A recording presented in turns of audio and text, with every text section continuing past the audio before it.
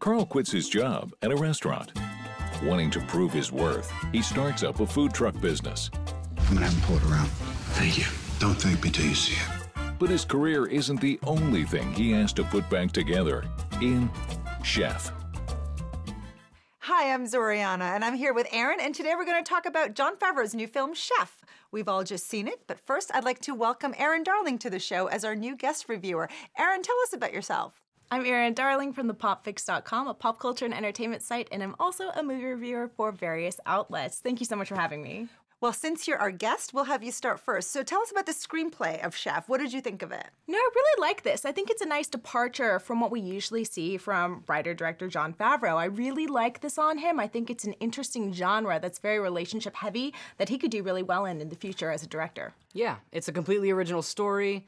You can tell that the characters and the stuff that they're going through is mirrored from his real-life experiences. You know, the character of Carl is a chef, and he's a little disillusioned with his life. He doesn't feel like he's being creative anymore, and so he makes a drastic change, and then he decides to buy a food truck, and all the hilarity that ensues is very well done and heartfelt. I think it's a simple story, a very beautiful story, and very well executed, really nicely told. It's funny you mentioned it mirroring his real life, because that was sort of what I thought too, because here was this guy who sort of was the indie darling, and then he became the go-to Marvel guy.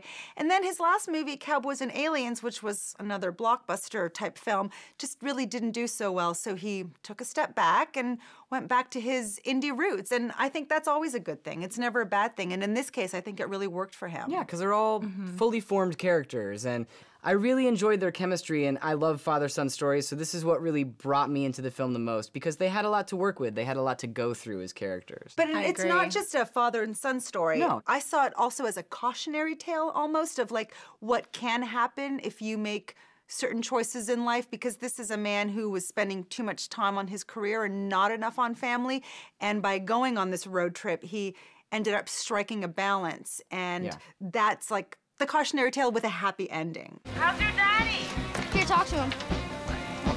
Hi, Nez. Hi, do you want me to come pick him up? No, you're 1,000 miles away. It's okay, I can go, get on a plane and pick him up. No, it's fine. He's doing great. Him. I wanted you to come home. I love him. He's fine. He's got a couple of burns and 2 stitches from a paring knife. If I had to make one criticism about it, I would say the last 15 minutes are a little rushed. You know, we get to the climax and then the end of the film, and it doesn't feel forced, but it feels like we could have had a little more time to become accustomed to what was changing. The bow was tied a little too quickly and too prettily, I think. A very convenient ending. But I didn't like so much social media action. All the tweets popping up. I thought that was great. I thought it was a little too pervasive, and it really took me out of certain moments. We've seen stuff like that in more and more films recently, and it's certainly becoming more prevalent, and I think that here it was used for comedy almost, and then also as a plot point. Food trucks in general rely on word of mouth, including social media, and it just sort of went together hand in hand.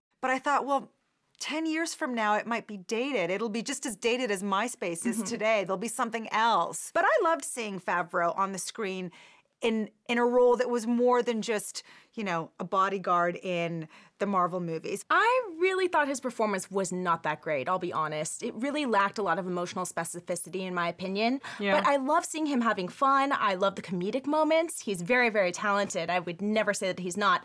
But there were some moments when I just didn't feel the emotion that I wanted to feel, or I thought would really drove those moments home. I agree. I think he could have done a little bit more. He had the opportunity to become a little more emotive, but then by the end, when he calls his son, you know, and the tears well up, I mean, that sort of fixed the problem for me. I hear what you're saying, but I think overall he did a great job. Hey, what are you doing?